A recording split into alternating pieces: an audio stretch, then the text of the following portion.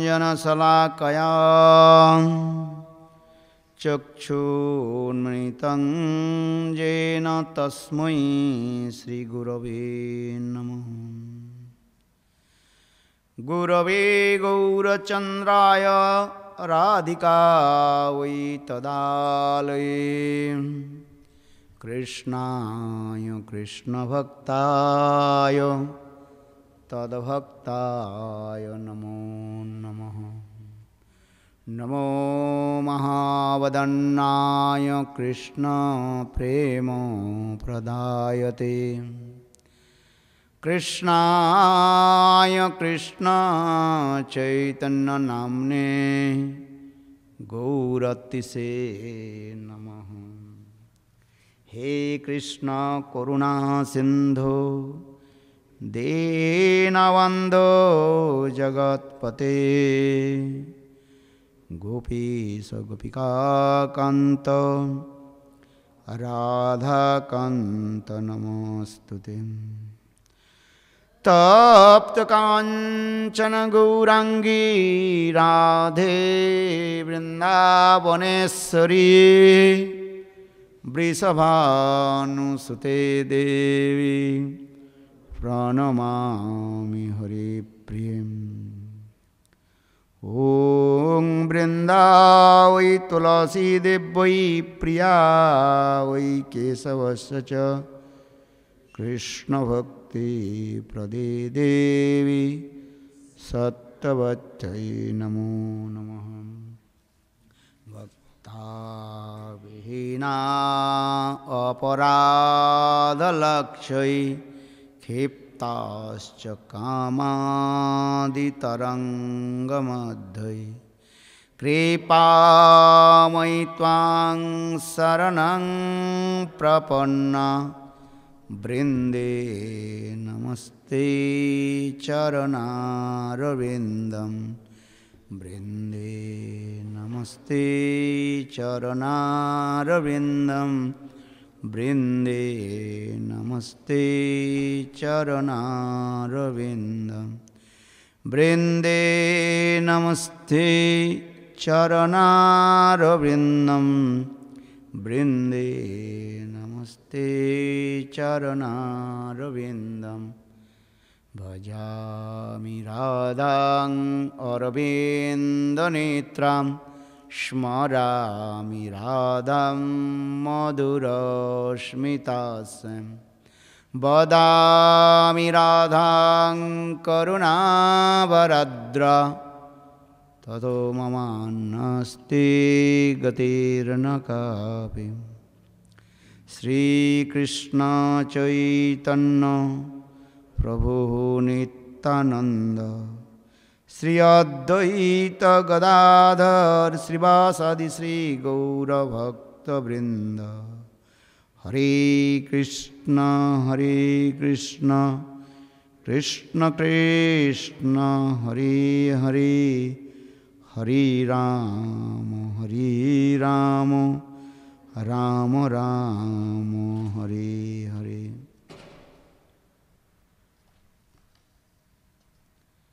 सबसे पहले अस्मदीय गुरुपाद पद्म नित्य लीला पृष्ठं विष्णुपाद अष्टोत्तरो शतस्य श्रीमद् भक्ति वेदांत शिल वामन गोस्वामी महाराज एवं नित्य लीला पृष्ठं विष्णुपाद अष्टोत्तरो शतश्रीमद् भक्ति वेदांत शिल नारायण गोस्वामी महाराज जी के अभय चरण कमलों में अनंत कोटि साष्टांग दंडवत ज्ञापन करता हूँ। तत्पश्चात नित्य लीला पृष्ठं विष्णुपाद अष्टोत्तर शतश्रीमद् भक्ति वेदांत स्वामी महाराज एवं उपस्थित समस्त वैष्णववृंद मातृवृंद गौरगत सज्जनवृंद हरि कथा पिपासु श्रोतृवृंद सभियों की चरण कमलों में मेरा यथायथ दंडवत प्रणाम स्वीकारूं। आज श्रीमद्भागवत की अंतिम दिवस है। कल मैंने आप लोग के निकट उद्धव वृंदावन की ओर चल रहे हैं। भगवान के अत्यंत प्रिय सखा उद्धव आज ब्रज में प्रवेश कर रहे हैं। काल मैंने भी कहा था, मथुरा और वृंदावन जियोग्राफिकल वेरी दूर नहीं है, किंतु भाव राज्य में अनंत करोड़ मील दूरी है। क्योंकि मथुरा ऐश्वर्य भूमि और वृंदावन माधुर्य भूमि। तात्पर्य यह है, समस्त मथुरावासी वे लोग जानते हैं कृष्ण भगवान है। भगवान ही देवकी और वसुदेव के पुत्र के रूप में आए और जहाँ पर आत्मरामता, अप्तकामता, सर्वज्ञता, संग संपूर्णता, ये समस्त भगवान की गुण विराजमान है। और मथुरावासी यही जानते हैं कृष्णामृत की संरक्षक है, पालन करते हैं, रक्षा आदि करते हैं। जब जब विपत्ति आदि आ जाती हैं, कृष्ण रक्षा आदि करते हैं। क्योंकि कृष्ण मथुरा में आकर के कंस के वध किया और जरासंध आदि के द्वारा प्रेरित जितने भी असुर को जो है उन्होंने भी मारा। ये समस्त ऐश्वर्य आदि मथुरावासी लोग देखा, कृष्ण बलराम की ब्रजवत्ता को देखा, इसलिए समस्त मथुरावासी कृष्ण के भगवान मानते हैं। और वृंदावन ऐसे एक लीला ललाम भूमि, माधुर्य भूमि, जहाँ पर कोई एक भी वृंदावनवासी तैयार नहीं है कृष्ण के भगवान मानने के लिए।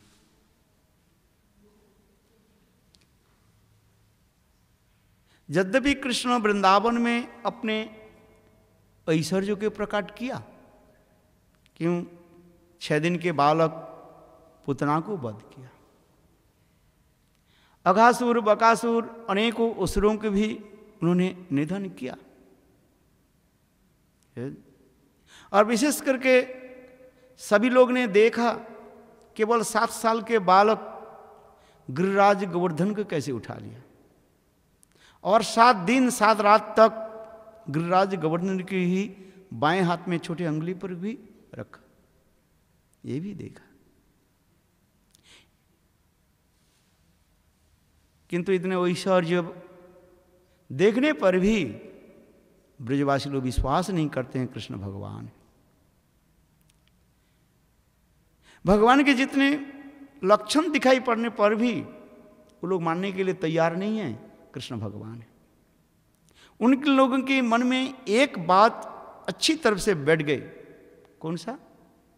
जे नामकरण के समय गर्गाचार्य ने कहा दिया, हे नंद हे जसोदी, तुम्हारे बालक जो है नारायण की भांति है। अथवा समय समय न साक्षात नारायण उनके अंदर में ही आवेश हो जाएंगे, इसलिए तुम्हारे बालक अनेकों जो है दुस्साध्य साधन आदि करेंगे। इसलिए इसी कथा को ब्रजवासी अच्छी तरफ से विचार करते हैं। जो कृष्ण में कोई वास्तव में कोई शक्ति नहीं है। जैसे किसी में भूत आवेश हो जाए तो भूत अनेकों कार्य आदि करते रहते हैं, उसी प्रकार कृष्ण में नारायण आवेश हो करके असुर आदि मारना, बाप बड़े बड़े जो कुछ भी दुस्साध्य जी कार्य आदि वही करते रहते। वास्तव कृष्ण में कोई शक्ति नहीं है। इसलिए ब्रजवासी लोग कृष्ण के जो है अपने पालक मानते हैं, यानी पालन पोषण हम लोग करते हैं। हाँ, कृष्ण कुछ अलौकिक मिस्टिक पावर जिसमें है वो जानते हैं, किंतु भगवान ये मानने के लिए तैयार नहीं। इसलिए नंद जशोदा उनके पुत्रवत स्नेह आदि करते हैं, पुत्रवत के पुत्र ही मान करके अनुभव करके सेवा आदि करते हैं।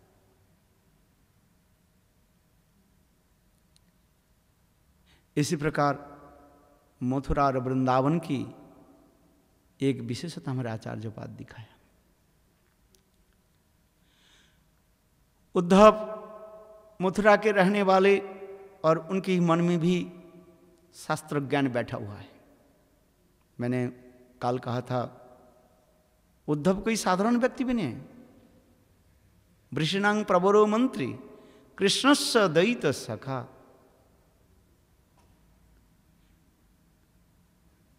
शिष्य बृहस्पति साक्षात उद्धव बुद्धि सत्तमम।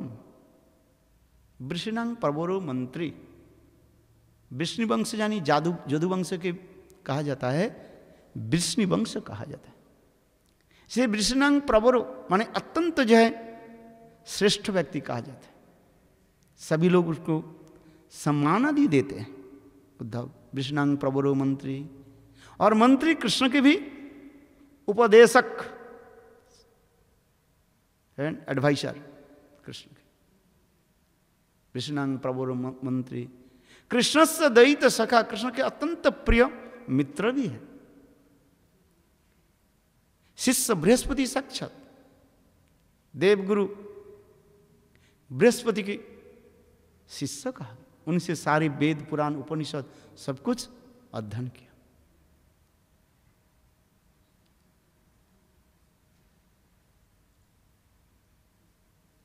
इसलिए कहते हैं उद्धव बुद्धि सत्तमम, और उद्धव की बुद्धि अत्यंत प्रखर भी है। धीर स्थिर से विचार आदि लेते हैं सब। सत्तमम, धीर स्थिर होकर के अपने कार्य के जो है संभालते हैं। किंतु उद्धव की मन में यह विचार सदा सर्वदा है, कृष्ण भगवान है। यह भगवत बुद्धि लेकर के आज माधुर्य भूमि वृंदावन की ओर जा रहे हैं। हमारे आचार्योपाद कहते हैं ऐश्वर्य बुद्धि के द्वारा, भाव के द्वारा माधुर्य भाव को आप आस्वादन नहीं कर सकते। प्रश्न भी उठ सकते हैं, तो ऐसे व्यक्ति के भगवान क्यों वृंदावन में क्यों भेज रहे हैं? और संग भगवान भी कहा गच्छोद्धं ब्रजेश उमंग प्रतिभावम मद वियोनांग ओपिनांग मत वियोनांग ओपिनांग गोपिनांग मत संदेशुकई विमूर्छय।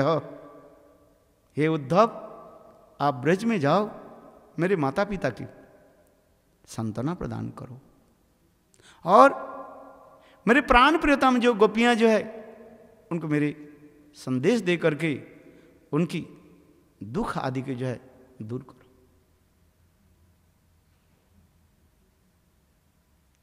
तो अनेकों प्रश्न उठ सकते हैं।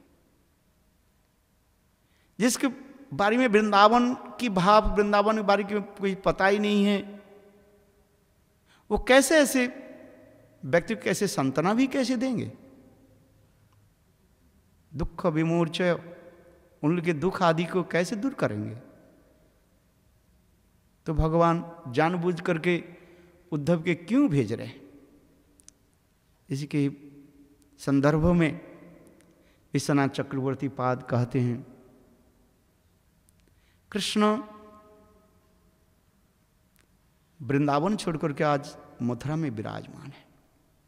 विचार कर रहे हैं, ये मथुरा ऐश्वर्य भूमि है, यहीं पर किसी के पास मैं अपने भाव को भी व्यक्त नहीं कर सकता हूं। कोई समझे तो कुछ बोले, गुरुदेव कहते थे भैंस के आगे बेन बजावे और भैंस पकड़ा। एक बार की कथा है, मदी साहब के घर में कुछ भक्त लोग बैठे हुए थे, तो उस समय एक राग लेखा दीदी जो है तो नया नया अभी जुड़े हुए हैं गुरुदेव के साथ तो कथा प्रसंग में गुरुदेव के कहने लगे, गुरुदेव आप तो मथुरा वृंदावन में बहुत ऊंची ऊंची कथा बोलते हो और इधर वही शरीर नहीं है, ये नहीं है, वो तो हम लोग सब इसकन से सुन सुन करके हो गया कुछ। आप ऊंची की कथा बताइए ना। आप मथुरा वृंदावन में ऊंचे कथा बोलते रहते हैं, रस कथा आदि बोलते रहे, यहीं पर केवल वही बस है, शरीर अनित्य है और ये है वो है, बस गीता की उधार उधार के बात बोलते रहे, मन नहीं लगता। तो गुरुदेव ने कहा क्या भैंस के आगे बेन बजावे? तो उन्होंने कहा, तो राग लेखक ने क्या हम लोग सब भैंस है क्या? और क्या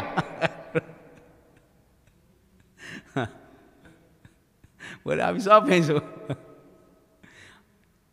बोले उधर कुछ लोग हमारे पास ये सब रहते हैं, 20-25 साल तक रहें, श्रवण किया तब तो आगे बढ़ेंगे। जो पहली आया है उसको जो कुछ रस कथा बोल दो क्या समझेंगे? समझ में नहीं आए। जिसके रस शास्त्र में कुछ ज्ञान हो, रस की कथा बोलो, है रसिका सह, रस माधुर्य आस्वादन होता है रसिक जनों के साथ। जिसके कोई पता ही नहीं है, जिसको पता ही नहीं है श्रद्धा क्या चीज है, जिसके पता ही नहीं है साधु संग भजन क्रिया अनर्थ निष्ठा रुचि आसक्ति भाव प्रेम और फिर से स्नेह मान प्रणय रूढ़ अधिरूढ़ मोहन मादना का भाव, जिसे कोई पता ही नहीं है, शब्द के बारे में भी पता ही नहीं है, तो उसके बारे में कहने से क्या होता है? कुछ समझ में नहीं आएगा। है महाराज क्या बोल रहे हैं सब, है वास्तव सत्य है ये। कुछ शास्त्र अध्ययन करे, उज्जवल निर्मणि ग्रंथ आदि, भक्ति रसामृत सिंधु ग्रंथ आदि कोई अनुशीलन करे, और कुछ के रसबारी में कुछ ज्ञान हो तब कुछ बोले तो आनंद आएगा। वास्तव ये सत्य है। और नहीं तो जैसे कोई ज्ञान ही नहीं है तो क्या समझेंगे?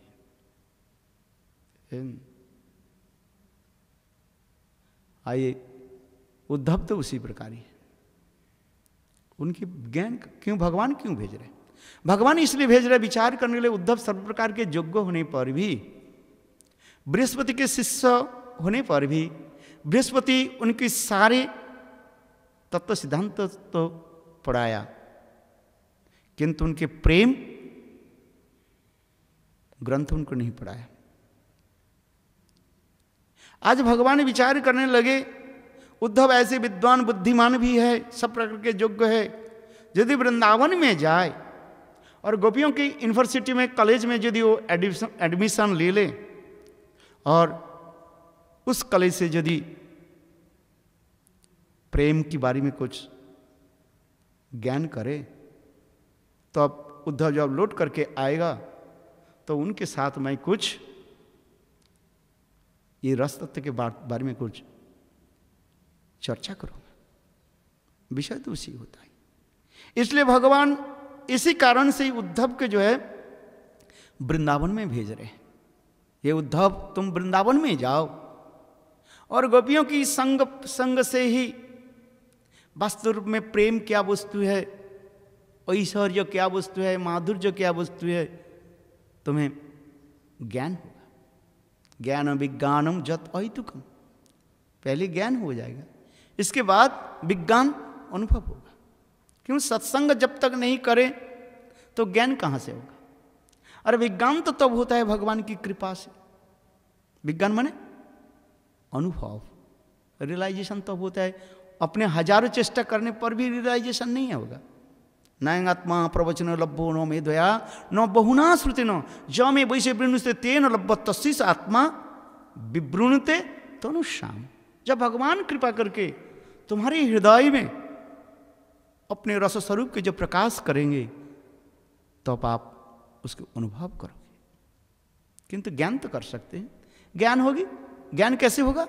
साधु संग, बिनु साधु, जब तक सत्संग नहीं करे तब ज्ञान कहां से? बिनु सत्संग विवेक ना हुई, राम कृपा बिना सुलभ ना हुई।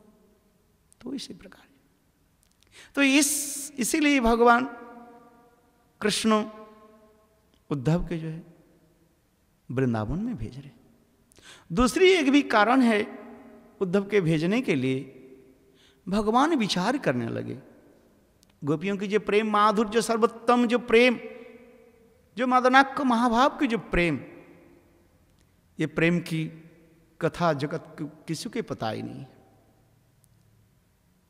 यदि उद्धव वृंदावन में जाए, मेरे माता पिता और गोपियों की प्रेम माधुर्य दर्शन करे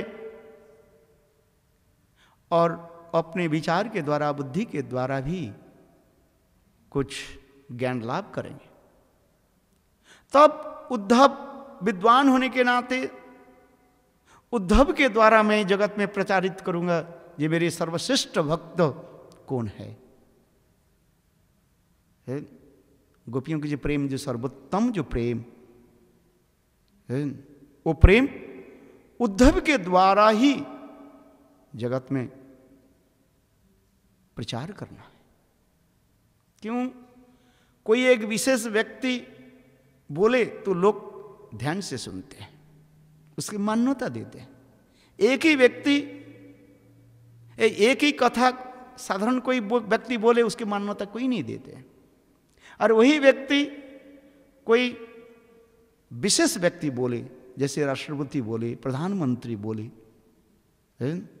उसी कथा को सुनने के लिए लोग तड़पते रहते। हजारों माइक्रोफोन सामने आ जाता है, हजार न्यूज़पेपर में उनकी कथा छप जाती है। क्यों? विशेष व्यक्ति बोल रहे हैं। विशेष व्यक्ति बोलने से लोग उसके जो है अनुमोदन करते हैं, मान्यता देते हैं। इसलिए उद्धव विशेष व्यक्ति है। उद्धव के गुण आदि मैंने कहा, विष्णांग प्रवर मंत्री कृष्ण से दयित। इसलिए भगवान विचार करने लगे, उद्धव यदि वृंदावन में जाकर के गोपियों के प्रेम कॉलेज में एडमिशन ले ले और वहीं से कुछ सीख करके आ जाए, तो उनके साथ तो मैं चर्चा करूंगा और उनके द्वारा ही जगत में गोपी प्रेम और विशेष करके राधा जी की जी प्रेम के सर्वोत्तमता जो है वो मैं स्थापित कर दूं। यदि कहो संग कृष्णा यदि कहे ये गोपी प्रेम, गोपी समस्त गोपी में श्रीमती राधिका, राधिका की प्रेम सर्वश्रेष्ठ है।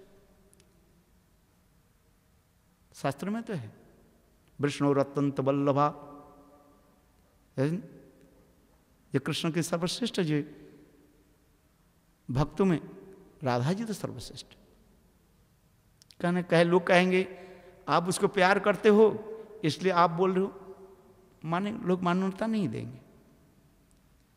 किंतु जब कोई ऐसे विशेष व्यक्ति के द्वारा कोई प्रतिष्ठित किया जाए तब सब लोग मान्यता देंगे।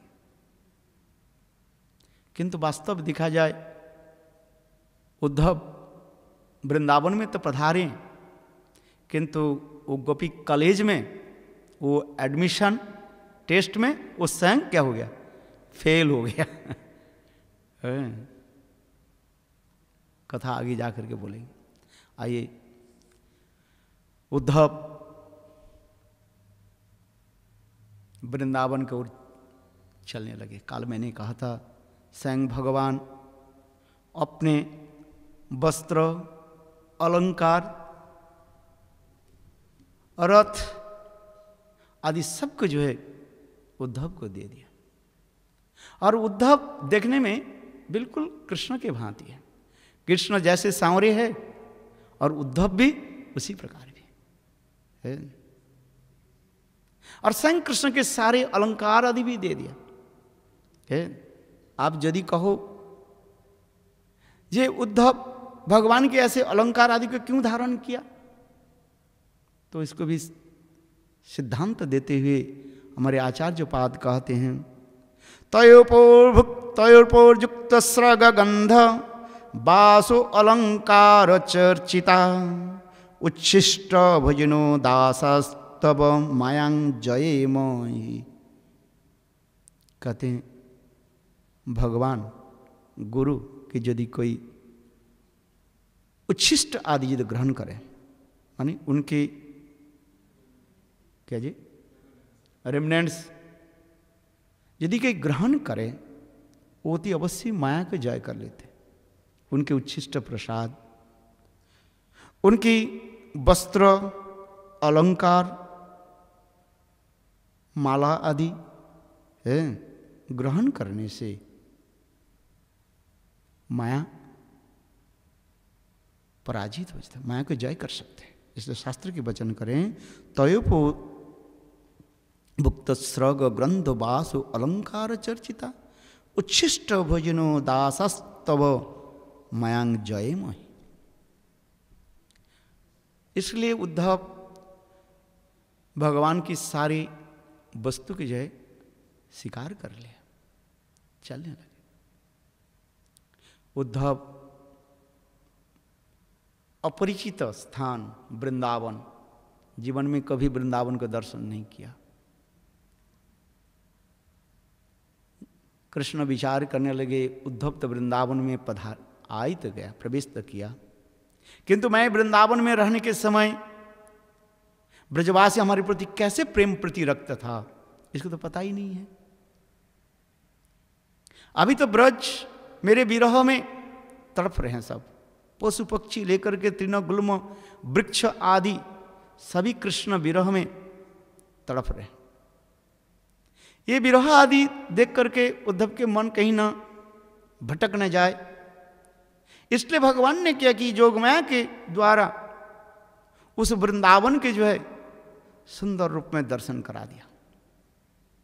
उद्धव जब वृंदावन में प्रवेश किया, देखा वृंदावन के वृक्ष लता आदि इतने सुंदर पत्र पुष्प फूलों के द्वारा सुसज्जित हो रहे हैं। कृष्ण लीला हरि प्रकृति सुंदरी विस्तारी छे शोभावने आमी गृहे ना जाइब बने प्रवेशिब ओलीला रसेर तरे। हमारे भक्ति विनोद ठाकुर बहुत सुंदर अप्राकृत कीर्तन, कोई प्राकृत कीर्तन नहीं है, वास्तव कमलमंजी के स्वरूप में स्थित होकर के वृंदावन कैसे सुंदर वर्णन करें। कृष्ण लीला हेरी प्रकृति सुंदरी, कृष्ण लीला की संपादन करने के लिए संयोग माया वृंदावन के जो इतने सुंदर सजाया, वृक्ष लता आदि इतने सुंदर है, जैसे विवाह के समय दुल्हा और दुल्हन के जैसे सजाया जाता है। अनेक अलंकार उपटन आदि के द्वारा, वस्त्र अलंकार के द्वारा सजाते हैं, और उनके साथ मिलने वाले लोग भी अनेकों वस्त्र अलंकार के द्वारा सुसज्जित होते। ठीक उसी प्रकार जोग माया वृंदावन के इतने सुंदर रूप में सजाया, मानो आज कृष्ण वृंदावन में ही है। इतना सुंदर, अर्थात जब कृष्ण वृंदावन में पधारते थे, वह वृक्ष आदि गोविंद के स्वागत करते थे। जैसे सदगुरु सत्शिष्य के गृह में जब पदार्पण करते हैं, आते हैं, सत्शिष्य फूलों के पंखुड़ियों के द्वारा गुरु के स्वागत करते हैं, स्वागतम स्वागतम स्वागतम स्वागतम। ठीक उसी प्रकार गोविंद वृंदावन में जब पधारते हैं, उस समय वृंदावन की वृक्ष आदि अपने अपने डालियों से जो पुष्प आदि लेकर के गोविंद के चरण में अर्पित कर देते थे, स्वागतम। जैसे महाराजाधिराज समस्त देश दिग्विजय करके जब अपने देश में जब पधारते हैं तब उस समय उनके सारे प्रजा लोग महाराज की विजय महोत्सव मनाते हैं, नगर के सुंदर रूप में सजाते हैं फूलों के द्वारा और अनेक प्रकार तोरण आदि बनाते हैं, गेट बनाते हैं ना, विभिन्न स्थानों पर गेट बना देते हैं। और समस्त प्रजा लोग भी महाराज के आह्वान करने के लिए, स्वागत करने के लिए सुंदर अलंकार वस्त्र के द्वारा सुसज्जित हो जाते हैं। सभी महाराज के जो है आदर करते हैं। नर्तक नर्तकी, समझ में, नर्तक मैंने जो कीर्तन करने वाले जो है सुंदर स्त्रियां सुंदर अलंकार आदि वस्त्र धारण करके नाना प्रकार भाव माधुर्य आदि प्रकाश करते हुए महाराज के जो है स्वागत कराते। सारे नगर इतने सुंदर आनंद उत्सव होते। नगर में सर्वत्र सुंदर सुगंध वायु और सुगंध के द्वारा प्रवाहित हो जाता है, वायु सुगंधी हो जाता है। उसी प्रकार गोविंद वृंदावन में जब पधारते हैं, वृक्ष आदि अपने आप सुंदर सुंदर पुष्प आदि प्रस्फुटित करके उसमें केसर आदि के द्वारा सारे वृंदावन के जो है सुसज्जित कर देते हैं। जैसे होली के समय बरसाना में ब्रजवासी लोग जैसे गुलाल आदि अनेक पर रंग बेरंग के गुलाल आदि लेकर के जैसे होली खेलते हैं, ठीक उसी प्रकार कृष्ण वृंदावन में जब पधारते हैं, वृक्ष के पुष्प अनेक प्रकार के रंग बेरंग के विभिन्न प्रकार के पुष्प अपने आप प्रस्फुटित हो जाते थे और उससे जो केसर आदि के द्वारा सारे वृंदावन के लाल नील पीले आदि रंगों के द्वारा सजा देते थे। इतना सुगंध होली के उत्सव जैसी होती। क्यों? भगवान गोविंद उनके प्राण प्रियतम आज वृंदावन में पधार रहे हैं। लताएं अपने आप नृत्य करना शुरू कर देते, जैसे नर्तकी नृत्य आदि करते हैं और वृंदावन में वो समस्त माधवी मालती की लताएं जो है अपने आप नृत्य करना शुरू कर देते गोविंद के स्वागत की ऐसी।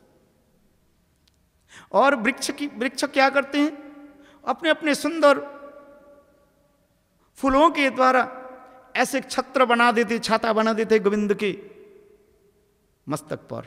जैसे राधाजी राज महाराज जब चलते हैं उसके छत्र दंड लेकर के, जैसे उनके प्रधान लोग जैसे चलते हैं उसी प्रकार वृक्ष आदि अपने अपने लंबी लंबी शाखाओं के द्वारा गोविंद के मस्तक पर सुंदर छत्र बना देते, छाता बना देते।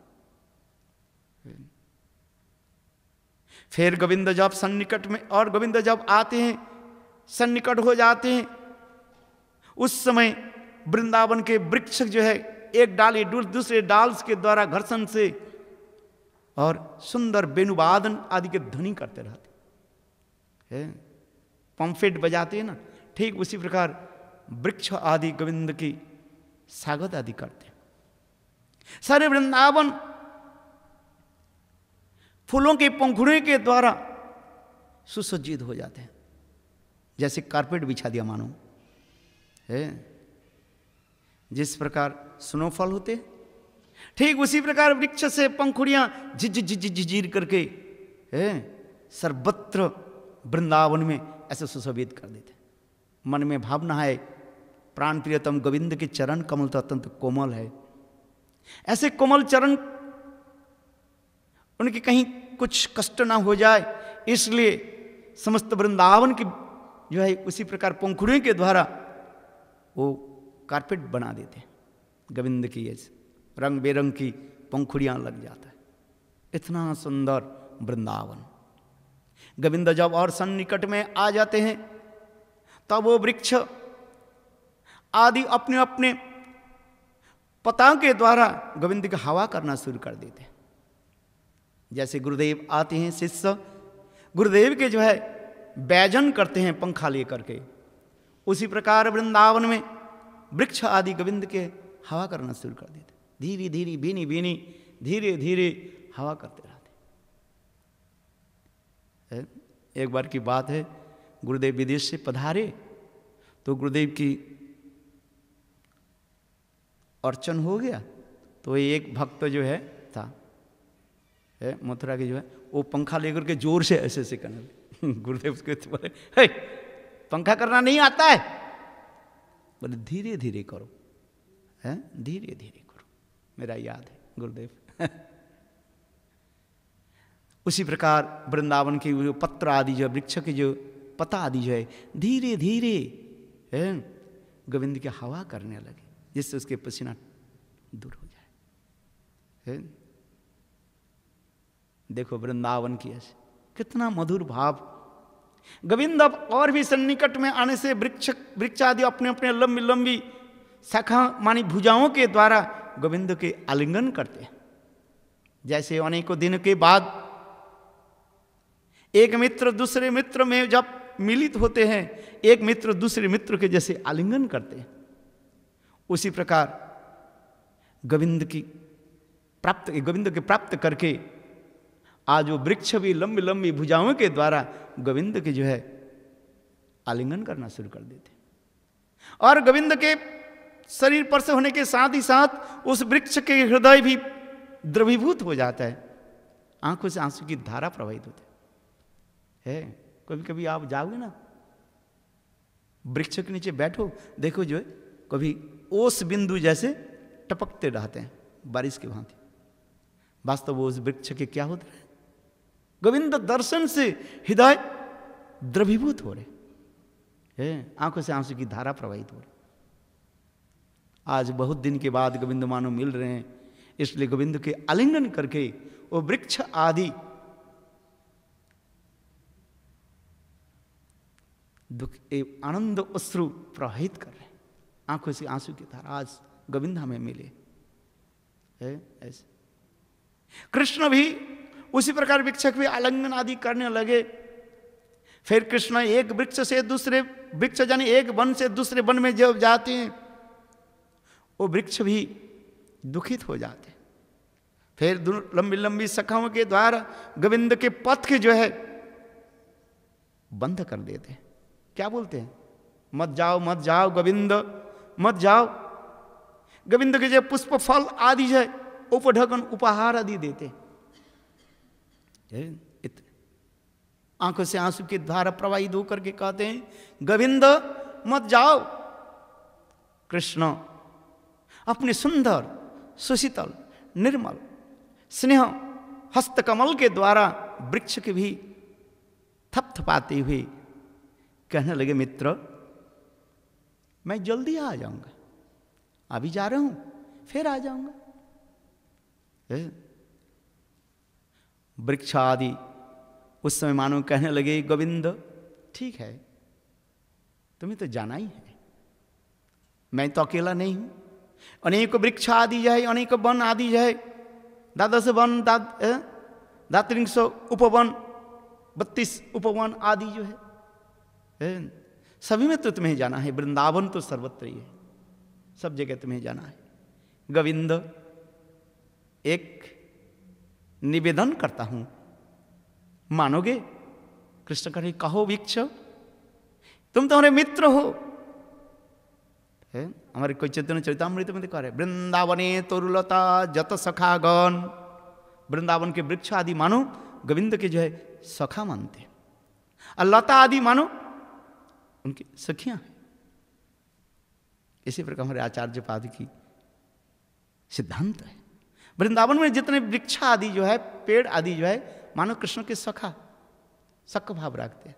जितने लताएं जो है ये सब गोविंद के मानो सखियां हैं। लता शब्द स्त्रीलिंग है, इसलिए उनके सखी माना जाता है। गोविंद कहने लगे सखा बताओ, कहने लगे नामटी हमारे लिखे देखो तुम्हारे मनेर मंदिरे। प्राकृतिक कॉपी है किंतु वास्तविक सत्य भाव की कैसे है। शायद आप लोग बंगला में रविन्द्रनाथ ठाकुर की कथा जानते, किंतु वास्तव ये भाव की हृदय, भाव राज्य प्रेम राज्य की कथा है। नामटी हमारे लिखे देखो तुम्हारे मनेर मंदिरे। हे मित्र, तुम्हारे मन रूपी मंदिर में हम लोग के नाम लिख करके रखना। गोविंद कहने नाम लिखने से क्या होता है? हे गोविंद, जब आप विश्राम करोगे सखाओं के साथ, हो सके आपके नींद नहीं आए, तब तुम्हारे मनोरूपी पत्र के एक एक करके खोलना, और याद रखना ये अर्जुन वृक्ष है, ये आम्र वृक्ष है। एक एक पेड़ों की स्नेह ममता प्रीति को जो है याद करना, बस इतना ही तो है। जैसे उदाहरण दिया जाता है, अनुभव भी आप लोग की होगा, मैं बताता हूं। जैसे कोई किताब नई निकले, कहने लगे गुरुदेव यहां पर कुछ आप लिख दो। गुरुदेव ने क्या लिखा? My heartly blessing to you, your ever well wisher विभि स्वामी नारायण। हो गया कितने साल? 20 साल हो गया। गुरुदेव भी पधार गए। 20 साल के बाद अचानक उस किताब को आपने खोला। समझ में आ रहा है? अच्छा, उस किताब को खोलने के साथ गुरुदेव के जो क्या बोलते हैं, ऑटो सिग्नेचर, उसको क्या बोलते हैं? ऑटोग्राफ। गुरुदेव का हस्तलिखित जो कुछ लिखा उन्होंने।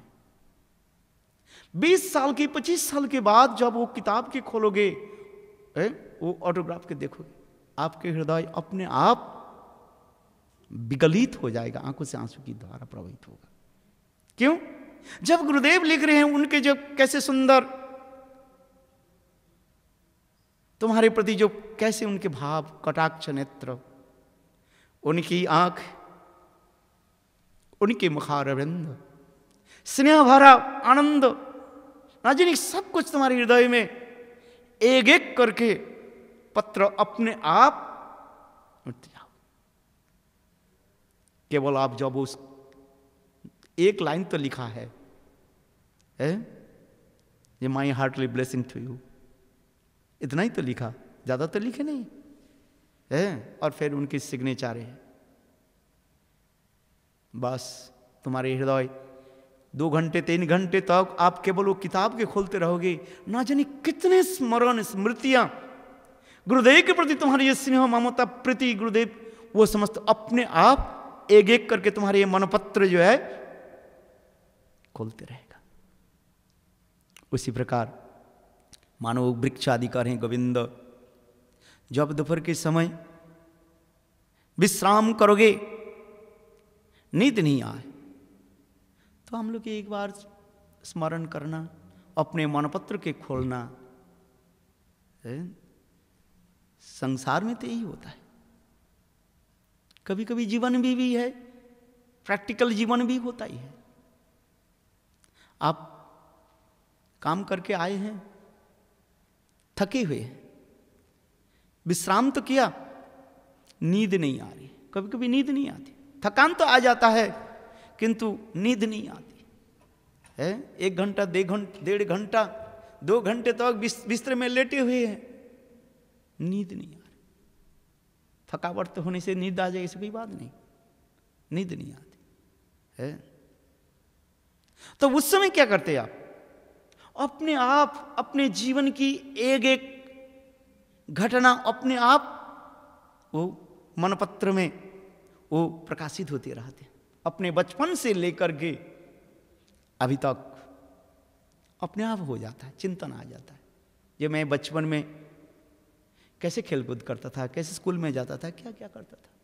मेरे माता पिता की स्नेह ममता प्रीति अथवा बंधु मित्र आदि के स्नेह ममता प्रीति जो कुछ भी है जीवन में, जो जो अच्छे अच्छे जो घटनाएं जो हुई वो अपने आप चिंतन में आ जाती। विशेष करके आपके माता पिता यदि पधार गए, उनकी स्नेह ममता प्रीति आदि मनोपत्र में ऐसे हो जाता है, उनके स्मरण करते करते आप रोते रहोगे। सारी रात नींद कहाँ उड़ गई, बस केवल रोते रहोगे, आंखों की आंसू की धार। उसमें एक अपराकृत आनंद होता है। जड़ जगत की कथा मैं बता रहा हूं, जीवन में आप लोगों को शायद अनुभव होगा है? एक आनंद होता है बाहर, ऊपर से तो आंखों से आंसू की धारा, किंतु अपने माता पिता की अथवा प्रियजन की स्नेह ममता प्रति स्मरण होने के साथ ही साथ हृदय में एक अपराकृत आनंद उत्पन्न हो जाता है। यद्यपि प्राकृत है, न जिन मनो धर्म में ऐसे ही होता रहता है। उसी प्रकार ये वृक्ष आदि कहने लगे, गोविंद इतना ही तुम करो, नामटी आमा लिखे रेखो तुम्हार मनेर मंदिरे, तुम्हारे मन रूपी मंदिर में केवल हम लोग के नाम लिख लेना बस। ये अर्जुन वृक्ष है, ये तमाल वृक्ष है, जिस वृक्ष ने तुमको जितने जितने स्नेह ममता आदि दिया वो लिखो। प्रेम प्रति ऐसी एक वस्तु है, हृदय में ही रह जाता है। क्या प्राकृत प्रेम अथवा प्राकृत प्रेम की भाषा ही तो उसी प्रकार ही है। जीवन में अनेकों घटना हो जाता है, वो हृदय मंदिर में रह ही जाता है। इसी प्रकार वृंदावन की सौंदर्य माधुर्य जोग मैंने उद्धव के निकट प्रकाश करने लगे। स्वयं उद्धव देखा आज वृंदावन और वृंदावनवासी हृदय में कितने आनंद है। वृक्ष आदि सुंदर पत्र पुष्प में सुसज्जित है, गायों चर रही है, गाय चर रही है, बछड़ा फुदक रही है, इधर उधर देख रहे हैं। ब्रजवासी लोग गोदहन कर रहे हैं, कोई कहते हैं दूध लाओ, इधर लाओ, उधर करो। ब्रजवासी की जो भाषा होते हैं अपने अपने भाषा के द्वारा वर्णन करने लगे। उद्धव ये समस्त देख करके विस्मित हो गया, क्या कृष्ण वृंदावन में है कि मथुरा में है? इस उद्धव अपने को सामंजस्य कर नहीं पा रहे, रिकॉन्सल कर नहीं पा रहे, जे कृष्ण वृंदावन में है कि मथुरा में है? क्योंकि भगवान उद्धव की कहा था जे ब्रजवासी लोग सब मेरे विरह में तड़प रहे हैं, मद वियोगांग ओपी, मेरे वियोग में विच्छेद में सब तड़प रहे हैं। किंतु आज तो देख रहा हूं वृंदावन में किसी को विरह तो नहीं है, सब ऐसी लग रहे हैं वृंदावन आनंद मधुर धाम। बस थोड़ी बाद में जो मैंने क्या की, वो मिलन लीला को जो है हटा लिया, दृश्य चेंज हो गया। बस इतना सुंदर चलते जा रहे हैं। जैसे नाट्य कला, नाटक दिखाते हैं, पर्दा को हटा लेते हैं, तब तो दूसरी कोई लीला आ जाता है। कपड़ा उठाते हैं ना, और फिर कपड़े को नीचे कर देते। दृश्य उसी प्रकार नाट्य मंच यह समस्त है। उद्धव ने क्या देखा, आज वृंदावन संपूर्ण रूप से जो है रूखी सूखी लग रहे हैं। पेड़ में कोई पत्र नहीं है, पता नहीं है, सूखी हुई है पेड़। पक्षी आदि कलरव नहीं कर रहे हैं, दो चार पक्षी जो है पेड़ के डाल पर बैठे हुए हैं और मानो गोविंद के विरह में आंखों की आंसू की धारा प्रवाहित कर। गाय घास नहीं खा रही है, सभी गायें जो है बस वृंदावन की ओर देख रहे हैं। जथाल कीता चित्रा, जैसे चित्रपट में कोई अंकन कर देते हैं, गायों के चित्र बना दिए, वो क्या होता है, उसकी आंखों की पलक नहीं पड़ता। आंख तो है किंतु आंखों की पलक नहीं पड़ती। उसी प्रकार वृंदावन के वो वृक्ष, गाय आदि गोविंद की विरह में गोविंद की स्मरण करके आंखों से आंसू की धारा प्रवाहित करे। कब गोविंद आए? आज ब्रज संपूर्ण रूप से सन्नाटा लग रहा है। ब्रज में ब्रज ऐसे लग रहे हैं शमशान भूमि जैसे है, सारे रोम को जन उखड़े हो जाते हैं। रास्ते में कहीं पर किसी को दिखाई नहीं पड़ता है। ब्रजवासी लोग अपने अपने गृह में ही बैठ करके वास रोदन आदि कर रहे हैं। जैसे किसी के घर में मौत हो जाए, सब निस्तब्ध होकर के केवल आंखों के आंसू की धारा प्रवाहित करते। ऐसे आज वृंदावन गोविंद की विरह हो, किसी के घर में रसोई तक नहीं बनी, सभी के घर में वो चूल्हा जो है मकड़ा के जाल के द्वारा आवृत हो गया। मकड़ा भी जाल बना लिया। क्यों? आग नहीं जलाया और चूल्हा के यदि साफ नहीं करे तो मकड़ा जैसे जाल बिछा देते। आज वृंदावन ऐसे मलिन हो गए, सब मानो एक ही स्वर से ही एक ही ध्वनि आ रहे हैं, हा कृष्ण हा कृष्ण।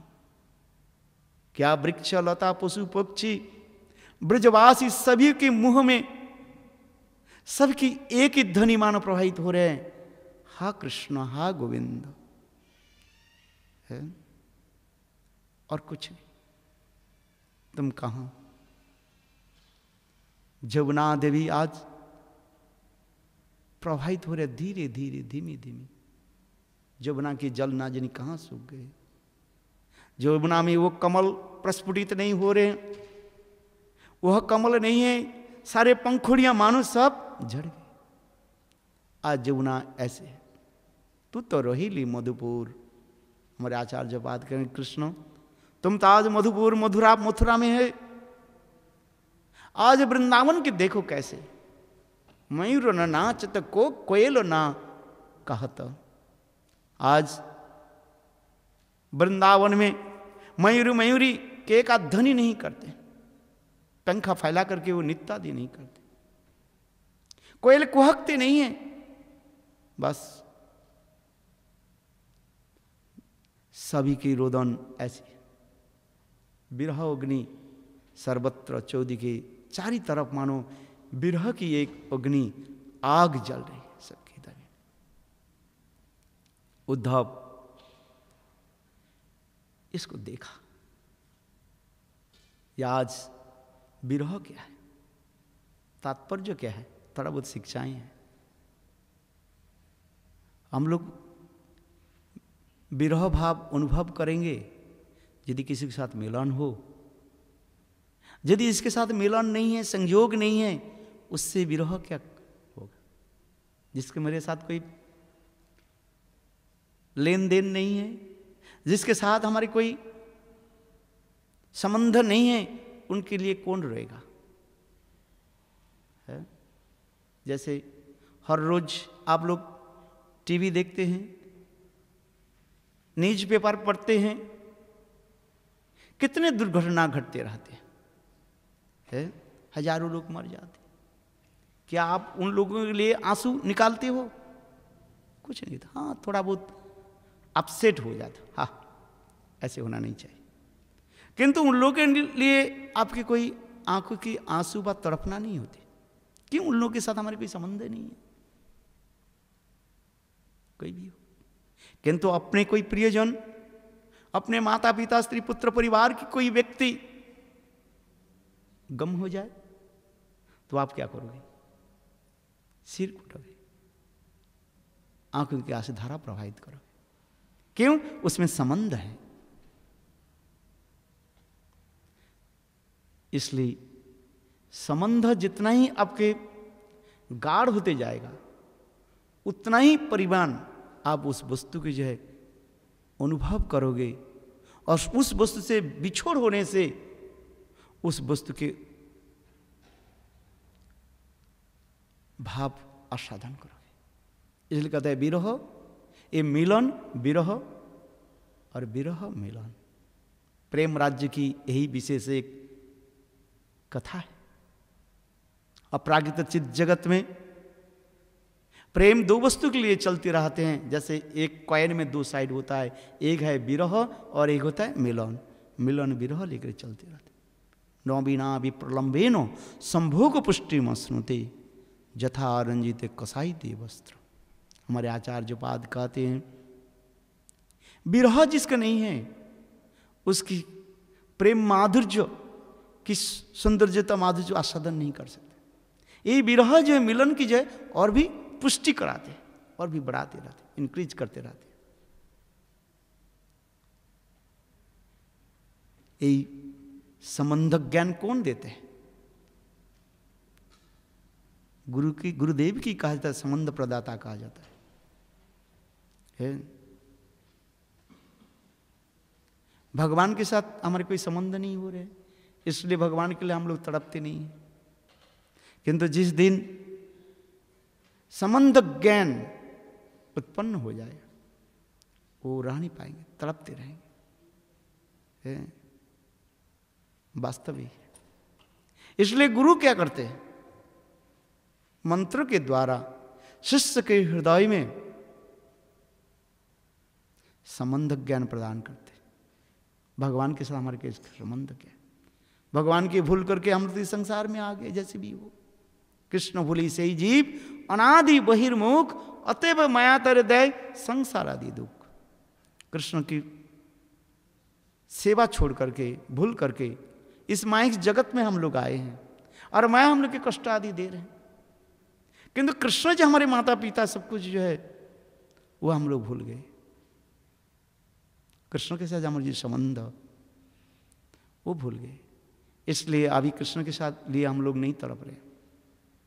अभी सांसारिक जीवन में अपने माता पिता स्त्री पुत्र परिवार के लिए हम लोग तड़पते हैं, प्रियजन के लिए हम लोग तड़पते हैं।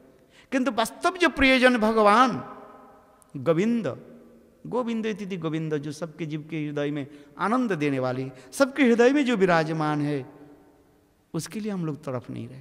क्यों? संबंध ज्ञान नहीं आ रहे। अनित्य वस्तु के जो है नाशवान वस्तु के लिए हम लोग तड़प रहे। इस संसार में जितने वस्तु जो है ये सब नाशवान है, नष्ट हो जाएगा, क्षणस्थायी भी है, आज है काल नहीं रहेगा। किंतु भगवान नित्य वस्तु है। नित्यो नित्यानां चेतना नाम उपनिषद।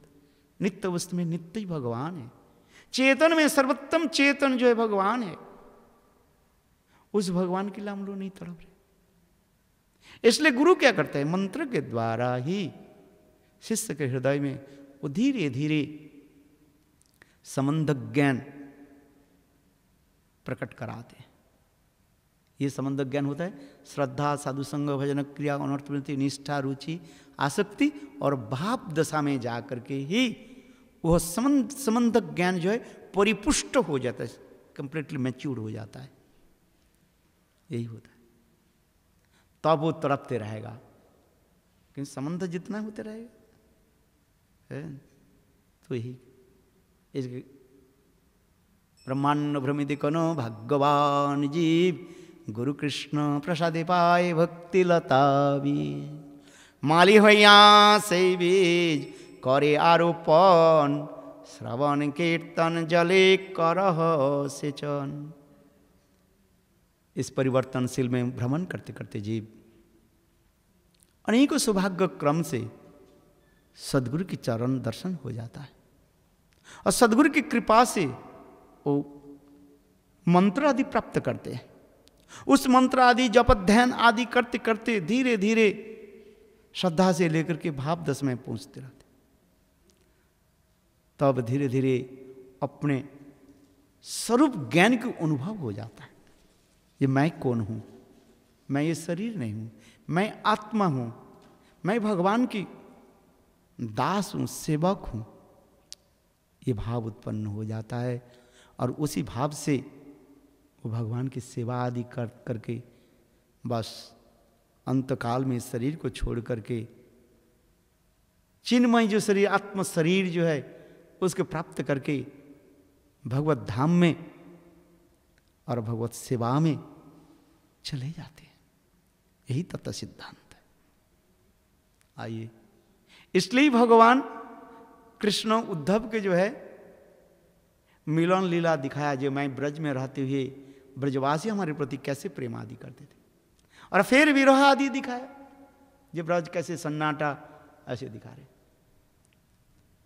समय हो गया ना, कितने सुंदर ये भावों के व्यक्त होते जा रहे हैं। वृंदावन, उद्धव आश्चर्यचकित होने लगे। एक एक वृक्ष लता आदि पशु पक्षी आदि के भाव को दर्शन किया। ये गोविंद के प्रति इतने प्रगाढ़ जो प्रेम न भूतो न भविष्यति हो सकता है। हम लोग जब इस संसार में एकत्रित होते हैं, माता पिता भाई बंधु के साथ रहते हैं, मिलन के समय उसको हम लोग मेजरमेंट कर नहीं पाते हैं कितने परिमाण उनके साथ हमारे प्रेम है? किंतु उससे जब हम लोग बिछोड़ जाते हैं तो उस वस्तु के हम लोग अनुभव कर सकते हैं। निकट में जो कोई वस्तु रहते हैं ना, उसको हम लोग समझ नहीं पाते। जो धर्म में कथा आ रहे हैं, जब इस संसार में कोई महापुरुष हमारे सन्निकट में होते हैं तो उसके आदर हम लोग इतने ही समझ नहीं पाते, उसके महिमा को हम लोग समझ नहीं पाते।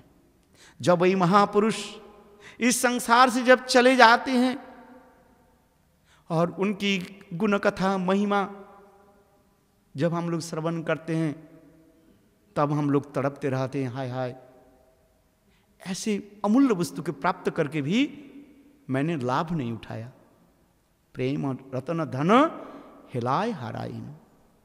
ऐसे अमूल्य धन मुझे प्राप्ति हुई थी भगवान की कृपा से, आज वो धन चले गए।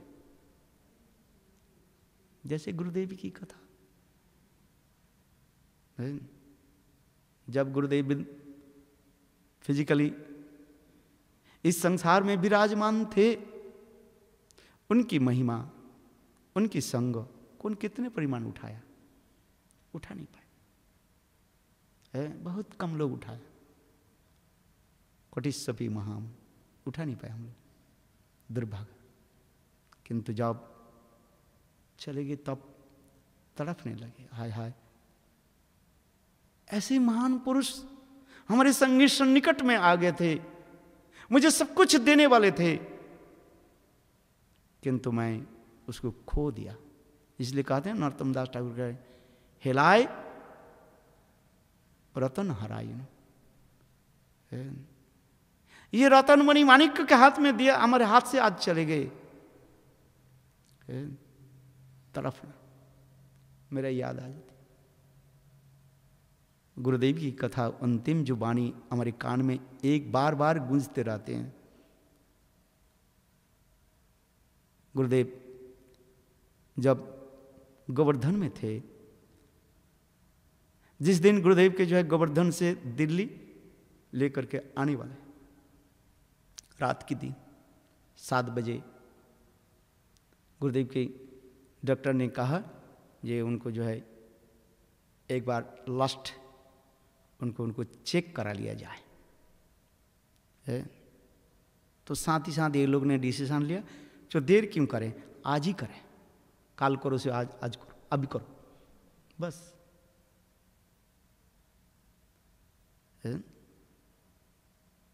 याद है 4 बजे डॉक्टर ने कहा, और साथ ही साथ 7 बजे बोले ले चलो। साथ ही साथ दिल्ली से वो एम्बुलेंस भेजा और चल गुरुदेव जाने वाले हैं। तो उस समय गुरुदेव के चरण कमल में हम लोग बैठे हुए थे। गुरुदेव ने साक्षात लास्ट गुरुदेव की जो वार्तालाप हुई, जो ध्वनि हमारे कान में प्रवेश की, गुरुदेव ने मुझे तरफ देख करके बोले, तुम विदेश नहीं जा रहे हो? बिल्कुल ऐसे बोले। मैंने कहा हाँ गुरुदेव, मैं 25 तारीख को मेरा फ्लाइट है, 25 दिसंबर मेरे फ्लाइट है, मैं 25 तारीख को जा रहा हूँ। कहाँ जा रहे हो? मैंने कहा था अमेरिका जा रहा हूँ। तो गुरुदेव ने कहा कब लौटोगे? मैंने कहा गुरुदेव मेरा जो है नवद्वीप परिक्रमा के 5 दिन पहले मैं लौटूंगा। गुरुदेव ने कहा ठीक है, मेरा आशीर्वाद तुम्हारे पर। गुरुदेव ऐसे ही कहा। और गुरुदेव ने कहा, अंतिम शब्दों यही कहा दिया, मैं तुम्हारे लिए नवद्वीप में जो है अपेक्षा करूंगा। इतना ही उनके शब्द। बस मेरा उसमें इतने दृढ़ विश्वास हो गया था जी मैं जरूर गुरुदेव के चरण कमल को दर्शन करूंगा। मैं तो पहले, इसके पहले मैं सारी मेरे प्लान को, सारे टिकट को मैं कैंसिल करने के लिए कहा दिया बैजनाथ को। जब तक गुरुदेव है, गुरुदेव के चरण कमल को छोड़कर मैं कहीं नहीं जाऊंगा, गुरुदेव के चरण। किंतु गुरुदेव जब यही अंतिम शब्द बोला, जो मैं तुम्हारे लिए नवद्वीप में अपेक्षा करूं, और उसके पहले जो गुरुदेव ने भी पूर्णिमा के दिन भी समस्त भक्त लोगों के सामने आकर के भी बोले, जे आप लोग सब नवद्वीप में आना, मैं यूं पर रहूंगा, मैं भी तुम्हारे साथ रहूंगा परिक्रमा को। बोला था कि नहीं? आप देखो तो वो जो कथा जो है, और फिर मेरे डायरेक्ट रूप में गुरुदेव जो बोले, जो अंतिम वो शब्द बार बार मेरे कान में, जब मैं सोता हूं, जब मैं खाता हूं, जब मैं कुछ भी, गुरुदेव के चित्रपट जब मैं देखता रहता हूं, कभी कभी गुरुदेव के प्रति मेरा रोष आ जाता है। क्या आप मुझे धोखा दिया जीवन में? क्या गुरुदेव आपने कहा ये तुम्हारे लिए मैं नवद्वीप में अपेक्षा करूंगा, आपकी भाषा गुरुदेव मैं समझ नहीं पाया। किस रूप में आप मुझे अपेक्षा करोगे? क्या इसी रूप में? जब मैं नवद्वीप में जाता हूं, गुरुदेव के समाधि मंदिर में बैठ जाता हूं, वही गुरुदेव की शब्द मेरा कान में केवल गूंजते रहते हैं। गुरुदेव के समाधि में जो चित्रपट जो लगे हुए हैं, उसको देख करके मैं यही क्षोभ प्रकाश करता हूं, गुरुदेव वंचितोस्मि वंचितोस्मि, मैं वंचित हो गया। आपकी भाषा में समझ नहीं पाया, या आप क्या बोलना चाहते थे कि मैं तुम्हारे लिए नवद्वीप में अपेक्षा करूं, यही समाधि रूप में ही? तो वही आ जाता है। उनके जो सुंदर स्नेह ममता 30-35 साल तक गुरुदेव के साथ में ही रहा। जब से मथुरा संग साथ में लेकर के आए थे, संग टिकट बना करके हम लोग उस समय गुरुदेव के साथ आए थे, तूफान में बैठ करके। गुरुदेव के साथ एक ही साथ में हम लोग सब एक रिक्शा में बैठ करके आए थे, एक ही साथ में। हम याद है सारी घटनाएं जो है, एक एक प्रथम गुरुदेव के साथ कैसे मथुरा पधारे, कैसे कैसे एक ही आ जाता है, और यही होता है। जीवन की अनेक स्मृतियां हृदय में लाते हैं। किसको बोले, कौन सुने, किसके बाद किसके निकट भाव को प्रकट करे। वास्तव केवल रात में नींद नहीं आती है, कभी कभी नींद नहीं आती, उठ जाता हूं, बस गुरुदेव के चित्रपट पर बैठ करके जपमाला लेकर के बैठ जाता हूं। पता नहीं है मेरे नाम होता है कि नहीं होता है, बस तो मैं यही देखता हूं, बस जपमाला तुलसी माला तो मेरे हाथ में ही है। नाम करते करते बस पता नहीं, कभी कोई नाम करता हूं कि गुरुदेव के स्मरण करता हूं, मैं अपने आप को खो जाता हूं। कभी कभी सोचता मैं हरिनाम कर रहा हूं, कभी कुछ तो नहीं। 1.5 घंटे बैठ गए, देखा तो नाम तो कर रहा था हरे कृष्ण, किंतु एक भी शंखा की जो माला जो उसको एक भी नीचे उतारा नहीं, एक भी उतारने का पता ही नहीं है। वास्तव जीवन में ही अनुभव करता रहा था। कभी कोई होता नहीं, विग्रह के सामने गुरुदेव की चित्रपाट के सामने में नहीं बैठेंगे, चलो घूमते घूमते नाम करें। ऐसे मन में ना जानी कैसे कैसे भावना हो जाता, जिनके लिए ही तो हम लोग जीवन के समर्पित किया था। कितने धूप, कितने ठंडी, और ना जाने कितने कितने सब कुछ सहन करके हम लोग एक ही आशा ही था, गुरुदेव हमारे सब कुछ। यद्यपि श्रील गुरुदेव वामन गोस्वामी से दीक्षा तो लिया था, हरिनाम तो नारायण गोस्वामी महाराज दिया था, किंतु कभी हम लोग दीक्षा गुरु और शिक्षा गुरु के कभी अंतर नहीं देखा। एक ही हम लोग हृदय जानते थे, ये नारायण गोस्वामी महाराज और वामन गोस्वामी महाराज एक ही है। हम लोग कभी नहीं सोचते थे ये दोनों अलग है। दीक्षा गुरु के जानियो तुम्हें ताहारो रूप, शिक्षा गुरु के जानियो ताहारो स्वरूप, अंतर्जामी भक्त श्रेष्ठ यही दे रूप। गुरुदेव के मुखारविंद से चैतन्य चरितामृत की कथा जिस दिन श्रवण किया था उस दिन मन में तो यही लग गया था। कभी हम लोग आज तक भी हम लोग समझ अनुभव नहीं करते, बस कुछ भी जानते हैं जो हमारे दीक्षा गुरु कौन है, शिक्षा गुरु कौन है। भले ही लोग कहते हैं तुम तो वामन गोस्वामी के शिष्य हो, कहने दो। बात याद आ जाती है, कभी कभी गुरुदेव के साथ मान अभिमान हम लोग करते थे। कभी कभी कहते थे गुरुदेव हम लोग थोड़ी आपके शिष्य हैं, आज आप शिष्य कर लिया, आपके अनेक शिष्य है, हम लोग की तरफ देखते ही नहीं है, बोलते नहीं है। गुरुदेव निकट में बुलाते थे, कहते जानते अच्छा बताओ, ठीक है। दो प्रकार के शिष्य होता है ना, दो प्रकार के शिष्य, हाँ। गुरुदेव कहते थे, इतने सुंदर कहते थे, एक शौकिया होता है, एक परकिया होता है। इतने सुंदर। बोले ये लोग मेरा शौकिया है और तुम लोग हमारा परकिया है। बोले गोपी कितने प्रकार होती है बता। पहले गुरुदेव पूछते थे, अच्छा गोपी कितने प्रकार है कृष्ण के गोपियां। हम बोले गुरुदेव दो प्रकार की है, बता कौन कौन, शौकिया परकिया। बोले कौन श्रेष्ठ है, शौकिया श्रेष्ठ परकिया श्रेष्ठ है। तो गुरुदेव कहते हैं ये सब शौकिया है, तो तुम लोग हमारा परकिया शिष्य हो। इसलिए इतनी सुंदर उनकी मधुर जो वचन है, मधुरया गिरा बल्ग बक्कया बुधो मन गया पुष्कर एक क्षणम। गुरुदेव में ये समस्त गुण हम लोग देख। कभी कभी हम लोग मान अभिमान में कुछ भी बोलते थे, गुरुदेव इतने सुंदर, उनके मंद मुस्कान और उनके जो है ऐसे सुंदर जो प्रेम भरी कथाओं के द्वारा उनके चित्त के द्रवीभूत कर देते, एक शब्द बोल नहीं पाते थे। हाँ गुरुदेव कैसे अपने गुरुदेव वामन गोस्वामी तो कभी तो वार्तालाप ही नहीं किया।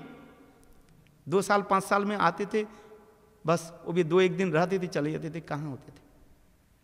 किंतु गुरुदेव के साथ नारायण महाराज के साथ कितना घनिष्ठ संबंध है।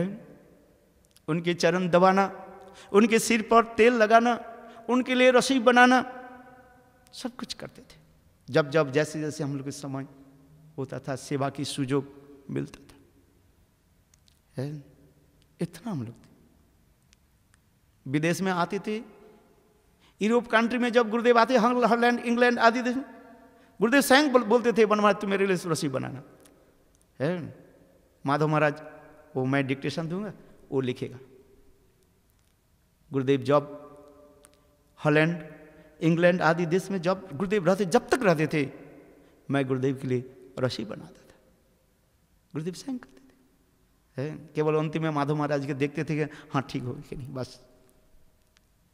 और गुरुदेव इतने प्रसन्न होते थे, है इतना उनकी जो है स्नेह प्रीति है, भूल नहीं पाता। कभी कभी चित्रपट देखते ही बस कभी कभी आक्षेप प्रकाश हो जाता था, गुरुदेव क्या यही है जीवन में, कब तक रहना है, क्या भावना, क्या करें। इतना उनकी जो आदर स्नेह ममता प्रति ऐसे।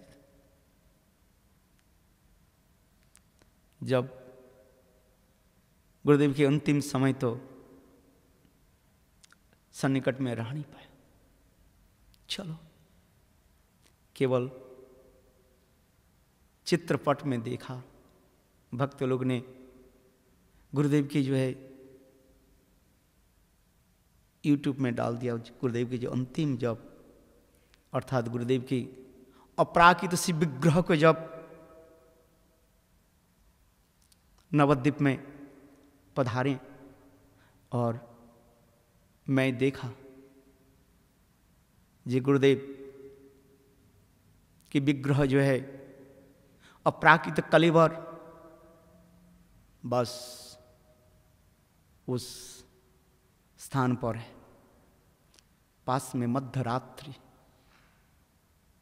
साथ पास में कोई नहीं है, एक ही मात्र भक्त जो है दूर में थोड़ी बैठे हुए हैं और धीरे धीरे उस कीर्तन कर रहे हैं, सुनाई पड़ रहे हैं। जे आनिल प्रेमधन करुणा प्रचुर। गुरुदेव की सुंदर जो विग्रह, मंद मुस्कान, वह विग्रह आज मानो वही दिखाई पड़ रहे। गुरुदेव चले नहीं गए। गुरुदेव की जो प्राकृतिक कलेवर ऐसे लग रहे हैं ये मैं पहली बार सन 81 में कि सन 80 में जैसे गुरुदेव के साथ मिला था, वह सुंदर मुखारविंद के दर्शन हो रहे। गुरुदेव की जो है अरुण वस्त्र पहना दिया गया गुरुदेव अपराकृत कलेवर पर। रात्रि में मैं देखा सुंदर अपराकृत को सुंदर जो वस्त्र पहने हुए हैं, नवीन वस्त्र के द्वारा गुरुदेव सुसज्जित हो रहे। ऐसे लग रहे गुरुदेव नहीं चले गए। मुझे भी ऐसे भी ध्वनि आ रहे हैं, कहने क्यों सोच रहे हो मैं चला गया, देखो तो मैं तो सो रहा हूं, ये लोग भक्त लोग समझ नहीं पा रहे हैं, मैं चला गया। ऐसे मेरे हृदय से अंदर से यानी कैसे भावना उत्पन्न हो रही। आज ऐसे लग रहे हैं जैसे एक पक्षी अनेक दिन तक खांचा पिंजड़े में बंद था, आज वो पिंजड़े के बाहर आकर के बैठे हुए। अर्थात गुरुदेव जब इस स्थान में, इस धराधाम में थे, उस समय मानो कुछ भक्त लोग सदा सर्वदा गुरुदेव को मानो चारों तरफ घिर करके रखे। कुछ भावों को मैं व्यक्त नहीं कर नहीं पा रहा था, कुछ बोलने के समय नहीं। कि सेवक कहते हैं जब गुरुदेव अभी विश्राम करेंगे। कभी कभी हम लोग गुरुदेव के पास बैठ जाते हैं तो सेवक कहते हैं नहीं गुरुदेव अंदर चलो। हम लोग चाहते हैं गुरुदेव के साथ और भी 10 मिनट बैठे, 5 मिनट बैठे, सेवक कहते नहीं। तो उसी प्रकार जैसे पक्षी जैसे पिंजड़े में रहते हैं, उसी प्रकार मानो एक पक्षी को गुरुदेव के पिंजड़े में रखा गया था, किंतु आज वो पक्षी पिंजड़े से बाहर आ गया। आज वो प्रशांत चित्त सभी को की जो मानो अपने स्नेह भरा दृष्टि आदि देकर के सबकी जो है प्रेम प्रदान कर रहे हैं। मानो कह रहे हैं देखो आज तो मैं पिंजड़े के बाहर आ गया। जो जितने परिमाण हमारे साथ मिलना है मिलो, जितने बार बात बोलना है बोलो, अपने हृदय के जो है खोलो। जितने समय तक तुम इच्छा मेरे साथ बैठो, जितने समय तक इच्छा मैं भी तुम्हारे साथ बात करूं। आज वही बात आ जाती है। गुरुदेव कैसे सुंदर अपराकृत दिव्य कलेवर की कथा है। भावना की राज्य नहीं, प्रेम राज्य की एक विशेष अनुभव की है। आज गुरुदेव कितने करुण होता है। समय हो गया। विरह और मिलन, मिलन विरही जीवन की एक सीमा लेकर के हम लोग चलते रहते हैं। प्रेम राज्य की यही है, मिलन विरह, विरह मिलन दोनों ही के लेकर के चलना पड़ता है। ये गुरुदेव हमारे सन्निकट में ही है और फिर जब देखोगे गुरुदेव हमारे पास नहीं है, फिर दिखाई पड़ता है गुरुदेव हमारे सन्निकट में। इसी की गुरु की महिमा।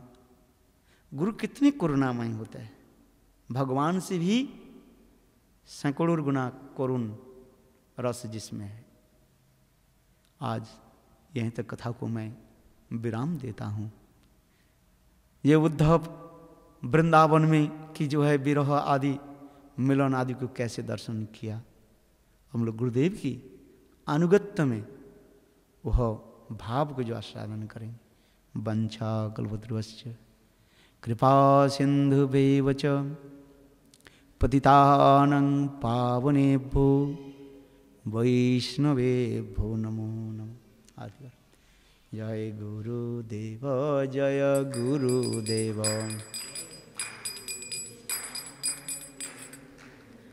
जय गुरुदेव जय गुरुदेव जय गुरुदेव जय गुरुदेव।